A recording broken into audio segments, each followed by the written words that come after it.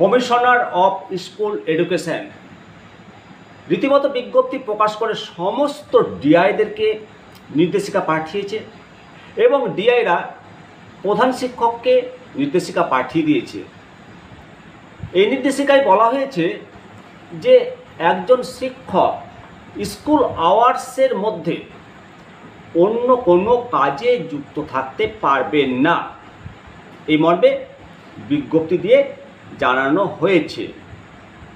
এখন প্রশ্ন হচ্ছে যে স্কুলের অ্যাপয়েন্টমেন্ট টাইম থেকে পিরিয়ড চলাকালীন সময় তাহলে শিক্ষকরা অন্যান্য কাজে যুক্ত থাকেন। 2018 সালে শিক্ষক স্কুল চলাকালীন একজন শিক্ষক কি করবেন এবং কি করবেন না এই সম্পর্কিত নির্দেশিকা প্রকাশ হয়েছিল। তা সত্ত্বেও দেখা গেছে যে স্কুলে এসে শিক্ষকরা পড়ুয়াদের পঠন পাঠন 45 মিনিটের যে পঠন পাঠন একটা পিরিয়ড, সেটা নিতে যতটা আগ্রহী তার থেকে প্রাইভেট টিউশন বা ভোকেশনাল টিউশন কিংবা রাজনৈতিক পার্টির মিটিং, বিভিন্ন কর্মকাণ্ডে বা ব্যক্তিগত বিভিন্ন কাজে জড়িত থাকার অভিযোগ বা প্রবণতা দেখতে পাওয়া গেছে এবং শিক্ষা দপ্তরে এই নিয়ে একাধিক অভিযোগ জমা পড়েছে। এর ফলে ক্ষতিটা মূলত পড়ুয়াদের। এবারে বিজ্ঞপ্তি প্রকাশ করে প্রধান শিক্ষকদেরকে এই মর্মে নোটিশ দেওয়া হয়েছে। এর আগেও নোটিশ দেওয়া হয়েছে, তবে 2018 সালে যে আচরণবিধি চালু করা হয়েছিল সেই সময় থেকে এই 2024 সালে এই আচরণবিধি আবার নতুন করে নির্দেশিকা প্রকাশ। মূলত এই নির্দেশিকা প্রকাশে একটি জিনিস প্রশ্ন ওঠে যে কতটা আগ্রহী নোটিফিকেশন প্রকাশ হয় এবং সেটা ইমপ্লিমেন্ট করার ব্যাপারে কতটা আগ্রহী। কেননা দেখা গেছে যে বেশিরভাগ শিক্ষক, বিভিন্ন যে শিক্ষক সংগঠন, শাসক ঘনিষ্ঠ শিক্ষকরাই এইসব নিয়মকে বুড়ো আঙুল দেখে দিব্যি পার্টির কাজকর্ম করে যায় এবং তারা কোনো কিছু তোয়াক্কা করে না। তাই সব প্রথম উচিত যে শাসক ঘনিষ্ঠ যে শিক্ষক সংগঠনের শিক্ষকরা আছেন তাদেরকে সংযত করা, তাহলে বাকিরা কিন্তু শুধরে যাবে। এটা একবারে বাস্তব কথা। তো এই যে অর্ডার যেটা প্রধান শিক্ষকরা পেয়েছে, এতে পরিষ্কার কিছু উল্লেখও নেই। বিজ্ঞপ্তিতে দেওয়া হয়েছে যে কি অভিযোগ রয়েছে, কেন এই নজরদারি, পাশাপাশি প্রধান শিক্ষকদের ভূমিকা নিয়েও প্রশ্ন উঠেছে। আর এতেই এই নির্দেশ নিয়ে আবার বিভ্রান্তি বেড়েছে। এই প্রসঙ্গে collegium of assistant headmasters and assistant হেডমিস্ট্রেসের সম্পাদক মাননীয় সৌদদীপ দাস মহাশয় বলেছেন সংবাদ মাধ্যমকে যে এই বিজ্ঞপ্তির ব্যাখ্যা দেওয়া প্রয়োজন। অনেক বিদ্যালয় প্রধান নিজেদের দায়িত্ব এড়াতে সহকারী শিক্ষকদের অন ডিউটি দিয়ে তাদের পেশাগত সমস্যা মেটানোর জন্য জেলা পরিদর্শকের অফিসে পাঠায়, যে কাজটি মূলত প্রধান শিক্ষকের।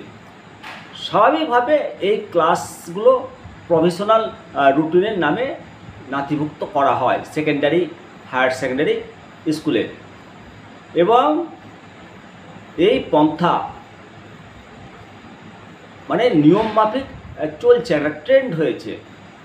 এটা বন্ধ হওয়া দরকার আছে। ক্লাস যাতে সঠিকভাবে হয় সেই ব্যাপারে প্রধান শিক্ষক এবং সমস্ত শিক্ষকদের উদ্যোগী হওয়া দরকার। বিভিন্ন জেলা পরিদর্শকদের বক্তব্য উঠেছে যে সংবাদ মাধ্যমে যে অনেক ক্ষেত্রে শিক্ষক এবং শিক্ষাকর্মীদের স্কুলের কাজ বাদ দিয়ে এমন কিছু কাজ করছেন যা তাদের পেশাগতভাবে করা উচিত নয়। একবার বাস্তব স্কুলের ছাত্রছাত্রীদের এর জন্য বিভিন্ন সময় সমস্যায় পড়তে হয়। তাই এমন ঘটনার পুনরাবৃত্তি যাতে না হয়, তাই শিক্ষা দপ্তরের তরফ থেকে এবারে কড়া পদক্ষেপ নেওয়া হয়েছে। আর এর জন্য জেলা পরিদর্শকের নেতৃত্বে ছোট ছোট দল তৈরি করে স্কুলগুলোতে এবার নজরদারি চালানো হবে।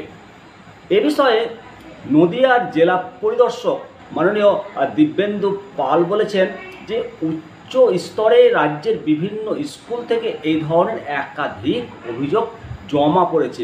তার ভিত্তিতে এই নির্দেশিকা জারি হয়েছে, যাতে স্কুলে কাজের সময় পঠন পাঠনের বাইরে শিক্ষকরা অন্য কোথাও মনোনিবেশ না করে। Advance society for headmasters and হেডমিস্ট্রেসের সাধারণ সম্পাদক মাননীয় চন্দন মাইতি বলেন যে বিভিন্ন স্কুলে শিক্ষক এবং শিক্ষাকর্মীরা তাদের প্রাপ্য ছুটি নিয়ে কোথায় কী করবে সেই বিষয়টি নজরদারি প্রধান শিক্ষকরা কিভাবে করবেন, স্কুলের সময় কাজ ফাঁকি দিয়ে কে কোন কাজের সঙ্গে যুক্ত আছে এই বিষয়ে নজরদারি চালানো উচিত হবে জেলা স্কুল পরিদর্শকদের। প্রধান শিক্ষকরা যদি এইভাবে সহকারী শিক্ষকদের প্রতি নজরদারি চালায়, তাহলে এর বিরূপ একটা প্রভাব পড়তেই পারে। আর এই বিজ্ঞপ্তিতে পরিষ্কার করে উল্লেখ করা রয়েছে যে সরকারি কোনো নির্দেশ, নির্বাচন সংক্রান্ত কোনো কাজ ছাড়া অন্য কোনো প্রকার কারণ দর্শিয়ে ছুটি নিলে প্রধান শিক্ষক বা স্কুলের যে কার্যকরী সমিতি রয়েছে তার অনুমতি নিতে হবে। আর কেউ এই নিয়ম না মানলে তাকে বিভাগীয় তদন্তের আওতায় জিজ্ঞাসাবাদ করা হবে। পাশাপাশি প্রত্যেক মাসে প্রধান শিক্ষকদের সেই শিক্ষক এবং শিক্ষাকর্মীকে এই সংক্রান্ত তথ্য জমা দিতে হবে, যেটা স্যালারি রিটার্ন জমা হয় সেই রিটার্নের সঙ্গে সেই সমস্ত তথ্য জমা দিতে হবে। এবং এই ধরনের পদক্ষেপ বিভিন্ন শিক্ষক সংগঠন একে সাধুবাদ জানিয়েছেন। শিক্ষকদের কাজ হলো শিক্ষাদান করা, তার বাইরে স্কুল চলাকালীন অন্য কাজের সঙ্গে যুক্ত হওয়া অবশ্যই উচিত না। আশা করি শিক্ষক এবং শিক্ষাকর্মীরা এবার শুধরে যাবেন আর শিক্ষার কাজে, ছাত্র তৈরির কাজে ওনারা আরও বেশি মনোনিবেশ করবেন। কারণ শিক্ষক যদি জাতির মেরুদণ্ড হয়, তাহলে জাতির সম্পদ হলো ছাত্র, আর সেই ছাত্রকে তৈরি করার দায়িত্ব একজন শিক্ষকের। সেই দায়িত্ব থেকে এড়িয়ে গিয়ে বাইরের কাজ, এটা তো কোনো মতেই কাম্য হতে পারে না। আসুন সবাই মিলে আমরা ঐক্যবদ্ধ হয়ে শপথ নিই, অবশ্যই বিদ্যালয় আওয়ার্সের মধ্যে আমরা বিদ্যালয়ের ছাত্রের মানোন্নয়ন তৈরির জন্য যা যা পদক্ষেপ নেওয়ার তাই আমরা নেব। সকলে ঐক্যবদ্ধ হয়ে এই সমস্যার সমাধান অবশ্যই উন্নতি করতে পারবো। তাহলে এগিয়ে থাকবে পশ্চিমবঙ্গ, এগিয়ে থাকবে ভারতবর্ষ। সকলে ভালো থাকুন, সুস্থ থাকুন।